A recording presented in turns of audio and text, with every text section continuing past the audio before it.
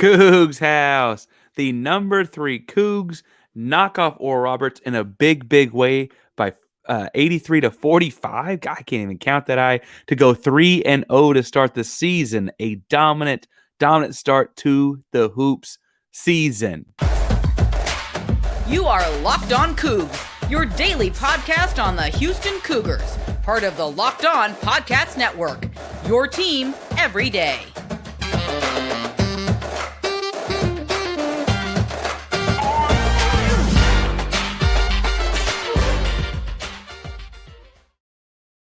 Welcome to Locked On Cougs, daily podcast about your Houston Cougars. I'm your host, Houston-born teacher and coach, Parker Ainsworth, here to break down all things Cougs. If you're a U of H fan or just a hater came to stop by, please be sure to hit subscribe so our show can pop up in your feed each day, and you can be sure to make Locked On Cougs your first listen of the day. Welcome back to the YouTube channel. Yes, they brought us back for day 2 of the YouTube channel. It's nice to be able to see each other again. Be sure to subscribe to this channel as well as all your various audio platforms. Like this video, leave a comment. Remember, every 250 subscribers, we're going to give something away. I haven't really decided yet. We may do, U of H Five Slam Jam t-shirt, some of the Hugh NIL kind of merchandise or whatever. So every 250 subscribers, we're going to give something out. So make sure that you are commenting on the video so you are eligible to get those things. If you can't think of anything to say, just tell me whether or not you think bologna is a hot dog pancake. All right, so tonight, or I guess I'm recording right after the game, Houston dismantled the Oral Roberts Golden Eagles. The Oral Roberts Golden Eagles. Say that 5 times fast in tremendous fashion. So we're gonna look at who stood out first. In the big man category. Kind of look at what big men stood out first from the game. In the second set, we're gonna look at the backcourt and the guards and see kind of how we had some pretty big games out of a couple of guards in particular, and kind of looking for more out of a few others. And then in the third and final segment, we kind of look at how this game translates into what's going to come with TSU on Wednesday night, right? We play, across the street. I would say cross town rivals, but across the street rivals, Texas Southern on Wednesday. And then obviously the big game on everyone's calendar is Oregon this upcoming weekend. So if I'm going to look at first things first, I think you got to start at the start of the game. And Jamal Roberts continues to dominate the start of basketball games. It's the third game in a row. He had the first basket. He continues to have the really big energy spurts right off the bat. And frankly, that's kind of the thing that Houston needed in this game. Now, admittedly, it's a Monday night game. It's not a giant opponent, but it's an opponent that they certainly weren't overlooking. If you listen the practice clips and the things that they got cut up from media stuff over the weekend. But also, it was they just traveled back. They were at the Naval Academy playing against St. Joe's at the Naval Academy on Saturday. They probably traveled all day Sunday, and just getting back. How quickly they have to turn around and play again today. They were a little sluggish as a team to start, but not Roberts. Right? Roberts was very quick to get his 4 points and got a couple rebounds early in the contest.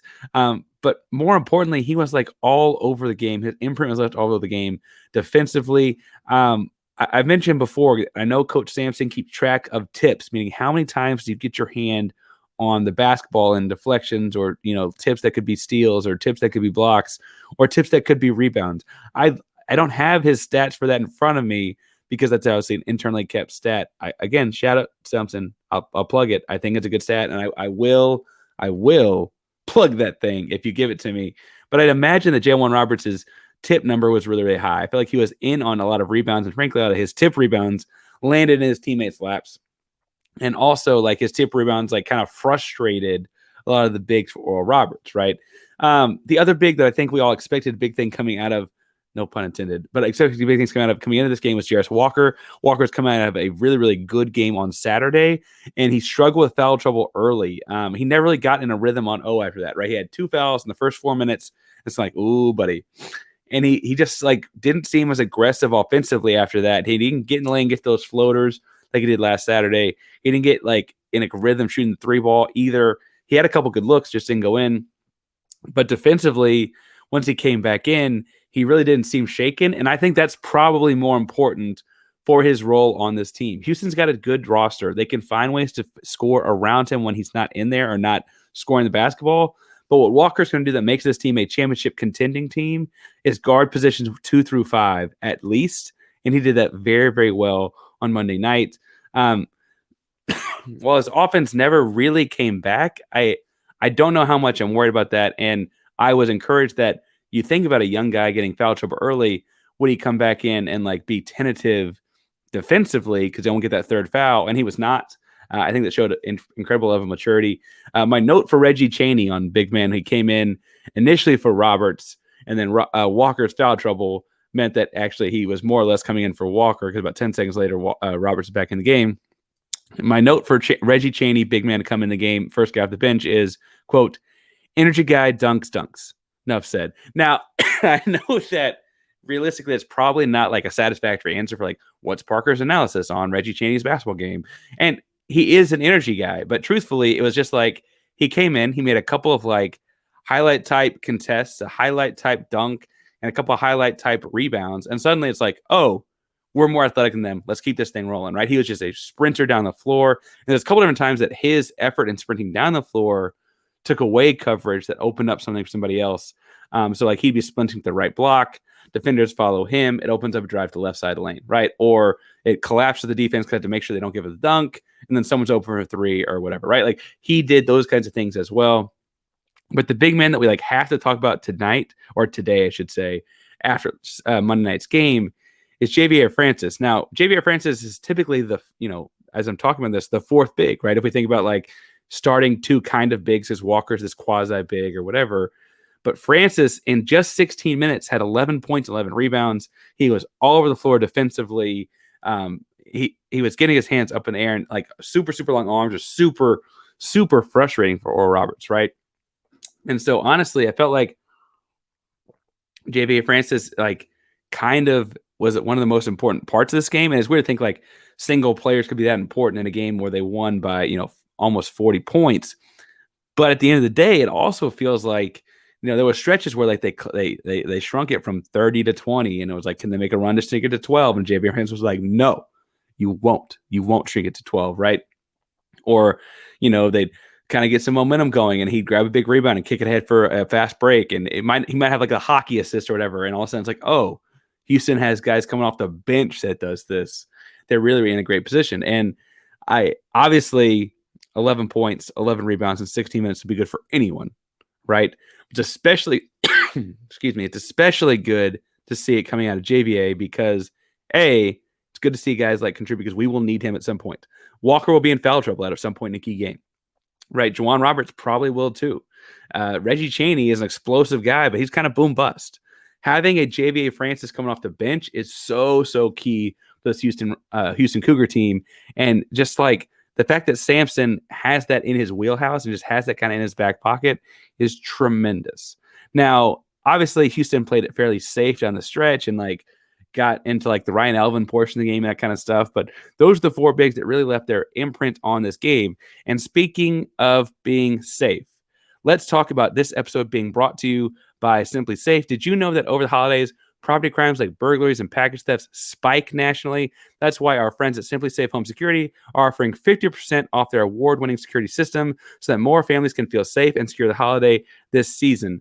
Order your Simply Safe system for half off today and enjoy advanced security and greater peace of mind this holiday season. Here's why I love it. Okay, they've got these cameras they can put all around your property, right? In an emergency, 24/7 monitoring agents use fast protect technology exclusive to Simply Safe, and they capture critical evidence that makes sure that threat is real, so you get a priority police response, the correct type of response for fires and stuff too. It's really, really cool technology, and they have sensors in every room, window, and door, HD security cameras for inside and out. You can see where I record. I'm a sneaker guy, sneakers. Once upon a time at our old place, I had my car parked out front of the garage, had some sneakers in the gym bag of the trunk. Guys broke into my trunk in the middle of the night, took the sneakers, they ran away. They were bright red threes. I have some similar ones, but I can't get the red threes anymore without like paying a bunch of money. And when the cops came, they're like, well, Parker, do you have any idea what time these guys came? Sometime in the middle of the night. Do you have any idea what type of car they had? No. Do you have any idea what type of, what kind of people were looking? No, nothing, right? And if I'd had a camera, like the Simply Safe security system, the cops might have been there before they're done going through the car. And B, they definitely want to know what kind of car and time of day and all those kinds of things. And that's the kind of things that make us go get Simply Safe for our home as well.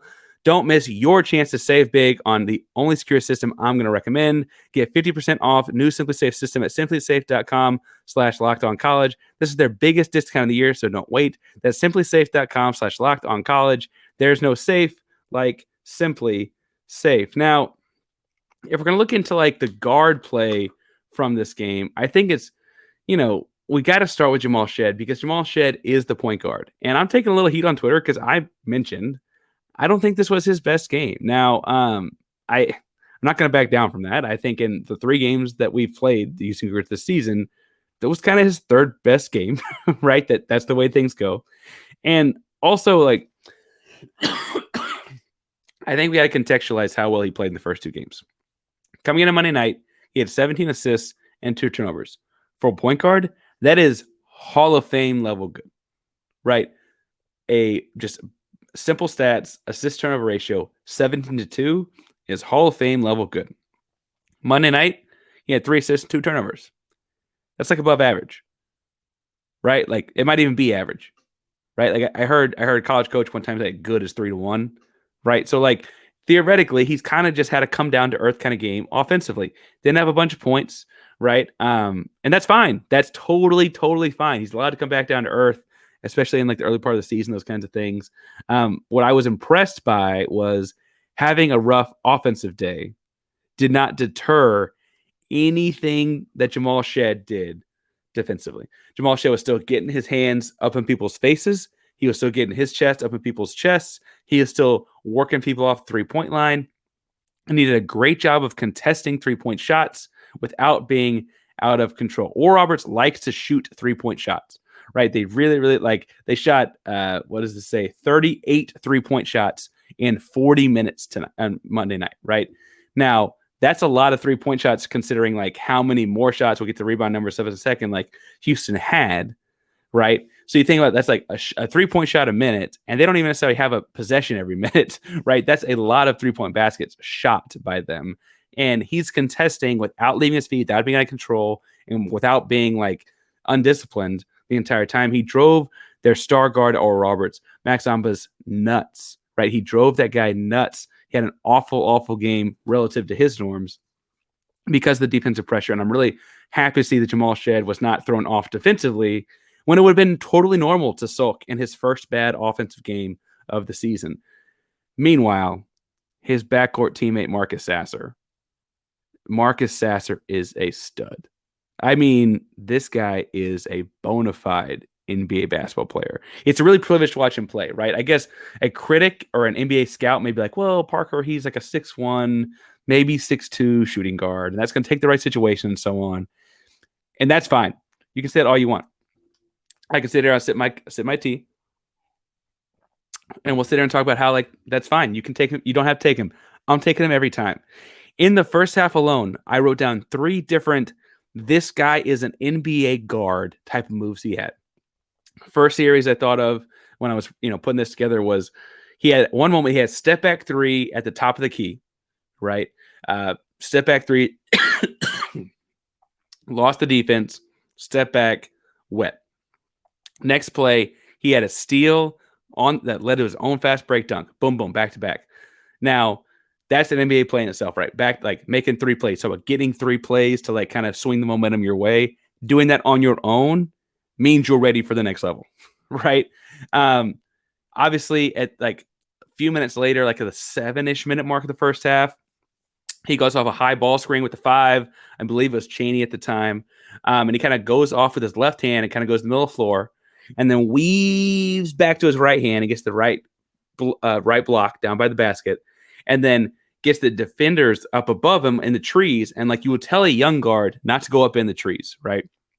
He gets them up in the trees and uses the rim, puts that left hand around the basket and finishes with left hand on the other side of the basket. Ooh. Sorry. Anyway, finishes. I promise. I keep testing negative for things. I don't know what this is. Anyway, he finishes at the left side of the rim. Whew. Okay, let's start that over. He comes back to the left side of the rim with his hand after doing the work to the right block. And that was a true pro level move, right? A true pro level move. And the third say in the first half was the last play of the half. After a block, to send the ball into the front court. He's got his eye on the clock. He understands what's going on. He released the ball like with less than 2 seconds left from the logo and knocked down 3. And that is like stuff we see Steph Curry do. Now, he's not a Steph Curry type shooter, but he's pretty freaking close. And I have to say that, like, in the second half, they just kind of took the foot off the gas and didn't need him to do as much. But it still kind of felt like in the second half, whenever he had to do something, he was able to. Speaking of guys that were like able to do whatever they wanted, whenever they wanted, we've gotten too far in this episode without talking about Tramon Mark. Tramon Mark had a like best game of the season type of game, 23 points, 8-12 shooting, 6-6 from the free throw line. And again, he only played 28 minutes, right? Now, this is the kind of like getting back to Tramon Mark that we were hoping to after we saw him go down the injury last season. We're hoping after a full year of rehab and all that kind of stuff, we kind of get him back into this right now. And we did, right? We did. And frankly, I thought it was really fascinating that like, this was not like he went 8 for 12 shooting. I'm going to say he didn't get hot, but this was not like he got hot for a stretch and hit 4 threes and we just kept kicking. It wasn't that kind of 20-point game, right? This was not like a leaking out on the coverage and backside for layup, like not that kind of a 20-point game, right? This was not even like they gave him one defender that couldn't cover him. They kept, you saw Oral Roberts throw a bunch of different guys at Tramon Mark throughout the game, and it didn't really matter what they did. What was fascinating watching Tramon Mark dominate the game was that he just never got rushed. He was always like, with his long strides and long arms, he always was kind of just a step ahead of the defense, no matter what pace he wanted to play with in the half-court stuff. He got to his spots, got to that 15-footer. He got to the 15-footer, didn't pick up his dribble, hesitated, and then put the ball back on the floor against the rim. Like he just did crafty things that meant the offense went through him, and the defense had no idea what was coming because he was just kind of feeling what they wanted him to do and then doing the opposite, right? His length really played a big role in his offense in a way that we hadn't seen against two teams, against both Northern Colorado and St. Joe's earlier this year. And frankly, it was probably a bigger difference between his length and the guy covering him earlier this year. So it's interesting to see, like, why did it come out in this game? The other thing I thought was interesting is, like, his length seemed to also bother people defensively. He really, really got after it and handled the passing lanes and had a few different deflections that I don't think qualified as his steals because other guys picked it off, but he definitely was a disruptor defensively. And it was really, really interesting to see that, like, whenever Houston needed a basket, they could bet on Tramon Mark, right? They could put down that, hey, we need something. I'm betting Tramon Mark's got something. And they could go to him the first half, explode the lead out, got too far away. And the second half was just fun after that, right? Speaking of betting on Tramon Mark, betonline.net is your number one spot for sports betting info, stats, news, and analysis. Get the latest odds and trends for every professional and amateur league out there, from football and basketball to soccer and esports. We've got it all at betonline.net. We're always the fastest and easiest way to get your betting fix. And if you love sports podcasts, you can find those in BetOnline as well. Head to the website today or use your mobile device to learn more. BetOnline, where the game starts. This weekend, betonline.net has Houston as an underdog heading to Eastern Carolina to play football. They have Eastern Carolina, favored by 6.5 points. They're setting the over-under line at 68. Look, call me crazy. I'm taking Houston again, and I'm definitely taking over 68. Like, I've watched Houston play this year, right, every week. I've done some studying on East Carolina. We'll talk more about that on Thursday. And I can tell you right now that game is going to be at least 38-35. Like, at least. Like, that's going to be a high-scoring affair unless Holgerson proves me wrong and the defense shows up and shuts it out, in which case I'll happily be wrong, the over-under. But I'm taking Houston, and I'm taking over 68 points. That's what I'm telling you to place your bets. I'm telling you to do it at betonline.net. All right, now, in our last segment here, we are going to look at kind of what this game teaches us about Texas Southern and what we can take from this game as we get ready for Oregon over the weekend. Now, Oregon is a really, really good basketball team that Houston had had their way with in the past, but Oregon looks better this year. Not that the Pac-12 looks better this year, but Oregon does look better this year. But I don't think we should look too far ahead of them, right? Texas Southern beat Arizona State over the weekend. They played a competitive game against Texas Tech. They've got us on Wednesday. They play Oral Roberts on Tuesday in between. So I guess technically you'd be like, well, they have to play back-to-back, whatever. And you're right about that. And then next week, they play Kansas, right? Texas Southern is the kind of school that's been winning the SWAC for a while now. And while they feel like a little brother in school size because they're across the street, right? This is not a little brother program. Texas Southern has built a pretty strong program. So we shouldn't look past them. And I want to kind of talk about them on the same page as Oregon, not because they're necessarily as talented. I think Oregon might have a pro or two, but because they both have dominant bigs and both will test Houston in kind of a similar way on Wednesday and Sunday. So if I'm looking at like what we can take away from the Oral Roberts game and getting ready for that, the first thing is like that burst of energy that Jawan Roberts gave us to start the game, start the half. He's had the first basket in each game so far. We're going to need that again, right? He's going to have to like take it to these big guys in both with Texas Southern. I guess that's in Houston. It would obviously be in Houston, and then against Oregon as well. And frankly, if he could get their big fit guys in foul trouble, especially N'Faly Dante of Oregon, because he's susceptible to being caught in foul trouble. If he could kind of work that because he's attacking early and we can kind of set that up through him, it opens up a lot of stuff throughout the rest of the game, right? I think that in looking at that too, like if we're going to bring Chaney in, Reggie Chaney as our first guy off the bench, another big man, like come in and be that spark. Bluntly, Chaney's not getting enough minutes to worry about foul trouble. Come in and hustle. If you get a foul or two, screw it, right? All of that said, we have heard in the past, Kelvin Sampson does not mind fouls. I think he kind of coaches to foul and says, let's see if they call all of them. Looked like on Monday night they might have. And so, like, if we're looking at like how he's going to play against Oregon, that's fine because as we just saw on Monday night, we got JVA Francis. So I'm going to sit my tea.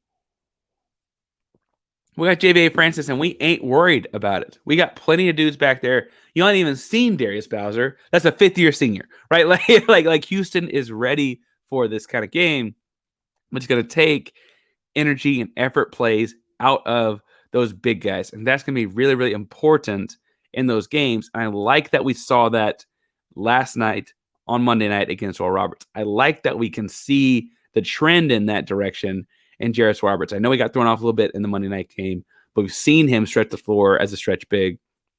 And frankly, if we can pull one of those bigs away from the basket in the Oregon game, because Oregon plays two of them at once, ooh, man, that could be a big, big deal. As far as the guards go, and what we took out of the guards in their first couple games of the season, looking at Texas Southern and Oregon, obviously we know we're going to get Marcus Sasser. I'd like to see St. Joe's. I like to see Northern Colorado or Roberts Marcus Sasser. I don't know if we can survive Oregon as St. Joe's Marcus Sasser. It kind of felt like he let himself be passive in that game. And again, they didn't need him to be anything else. They won by 50 points, whatever, right? But some of those pro dribble moves, I think, can kind of backbreak a defense, especially when like the Oregon defense prides itself on a big guy, right? The TSU defense prides itself on forcing you towards the big guy like a funnel, right? And if Sasser can be like, I'm going, step back, all of a sudden it's like, ooh, your strategy sucks because we got Marcus Sasser, right? like all of a sudden it's like whatever you drew up on the chalkboard, Sampson's got this ultimate trump card in having Marcus Sasser, right? So having those kinds of games I think will be really, really important. I do think for his own confidence coming off the big injury last season, and frankly, like he was out for a lot of, if you go back and listen to the preseason stuff from camp and stuff like that and the summer work, Tramon Mark missed a lot of work. I'm sure Monday night was a big confidence booster for a guy coming back from injury like that. And so I'm excited to see him continue to build on that. I'm not saying he's going to get 23 points a night. Now he might, but I don't think he will, right? But having like 23 points here, 15, like he could average 18 because he's somewhere in the middle, right? Now, those kinds of things would be nice at Tramon Mark. The truth is having his length on the defensive end to guard whoever they're, because Oregon, frankly, Texas Southern has a guard that is over 6'3" as well, but Oregon will have several guards over 6'3", so having Tramon Mark on the floor to cover those guys would be nice because we know that Marcus Sasser and Jamal Shead are both listed at 6'1", so obviously we're going to need some help there just from like a back and down, don't whatever size. Jamal Shead did have an average night Monday night. And that initially makes you think, oh man, like, Texas Southern, you might could get away with that. They don't quite have the guard play. Again, big guy focused. But like Oregon's going to have Pac-12 caliber guards. Like those going to be at least 3-star, 4-star kind of guys. And like Oregon's good. Like what's going to happen there? And I think that the interesting thing is that the defensive side of Jamal Shead's Monday night, while it does not translate statistically to anything too crazy, will be fine against Oregon. I would like to see a little bit better assist turnover ratio. I don't know if we can survive with the 3-2 rate. Obviously like 6-4 feels a little different than 3-2 because, the ratio is the same. You got more assists. So I guess maybe we can talk about that being different. But truthfully, I'm looking to get more like, 6-2 kind of number if I'm looking at the Oregon game. Texas Southern, we might could get away without it. But I really think we're gonna need him to play a little bit more solid. I don't need him to get 20 points. If he does, man, that'd be great. But I think that he's got to be a little more solid in the Oregon game on the offensive side of the ball because he's so good at controlling the pace that Monday night they just kind of gave that job to Tramon Mark. I don't think we're going to be able to just hand it to Mark in the same way. And I'd like for Sasser to focus on scoring. So if that means Shead has to do that, it does. And the other thing is that like eventually one of these bench guards is going to show up, right? I kind of think after Monday night it's Arsenault, and we'll talk about that in a second, but like Emmanuel Sharp needs to come in and be a sharpshooter, or Ramon Walker needs to come in and be the dive on the floor hustle guy. But I remember the Wichita State game with him last year, right? Like he needs to be able to do that consistently because one of these guards is going to get in foul trouble the same way Jarace Walker did, right? And that's going to happen as well. I'm going to be ready for that. I think after Monday it's Terrence Arsenault, though, and not just because he's located for Beaumont. We all love Beaumont. But he seemed to just always be in the right place when he got in the game on Monday night. And like, it's not a tangible skill, but that is a skill on keeping my eye on with him, right? Like he was able to like just be near the big. He didn't get the rebound, but when a big gets a rebound, he gets it and brings it down. He's like, whoop, my ball, right? Like he's able to do that in a way that like is instinctual and hard to teach. He had his own handful of rebounds. He had his 14 points. He had one beautiful like three, looked silky smooth. He was open, but like silky smooth three from the corner. Like those kinds of things, I think, make me feel like it might be him very soon. Can it be him by Saturday? Because I just feel like we need to go to the bench for some guard depth on Saturday. And if it is, and it is that way this early in the season, we're looking at a really dang good basketball team. Now, we're going to keep previewing this all week long. We're going to talk some about Texas Southern on Wednesday's episode as well. Thursday, we're going to preview the football game a little bit because we do need to change gears. We have football team season not over. And then on Friday, we're going to do some looking ahead and kind of split the Friday episode up a little bit with some football preview and some basketball preview with Oregon over the weekend. You can also find me on Locked On College Basketball. Actually, on Friday, we're going to do a little bit more talking about Houston, Oregon in a more grandiose sense on that show as well. You can find me all the time on Twitter at Painsworth512, right? P-A-I-N-S, where'd it go? There it is. P-A-I-N-S-W-O-R-T-H 512 on Twitter and Instagram. All my social media handles, I'm talking Houston sports all the time. The Astros, see I have there, the Astros just won the World Series. We'll talk about that for fun. We're talking about the Houston Rockets and the rebuild they got going on. I got plenty of thoughts there too. We're talking all kinds of sports. Make sure you find me at Painsworth512 to talk about those things. Obviously, all Coogs, all the time. If you're looking for a second listen of the day, first, I want to say thank you for making us your first listen. And second, I want to recommend Locked On Rockets because Locked On Rockets is doing a great job with Jackson Gatlin, host there, of breaking down the Houston Rockets rebuild and what to find amidst all of these losses to continue to build on and be positive about. So shouts to Jackson for that. We're going to keep winning on our side, but thank you for breaking down the losses on your side. Be sure to like and subscribe. Hit the YouTube channel up. Remember, every 250 followers, give us them away. You got a comment to be able to get something when we give it away. And we are part of a Locked On Cougs, I should say. It's part of the Locked On Podcast Network. Your team every day. Go Cougs.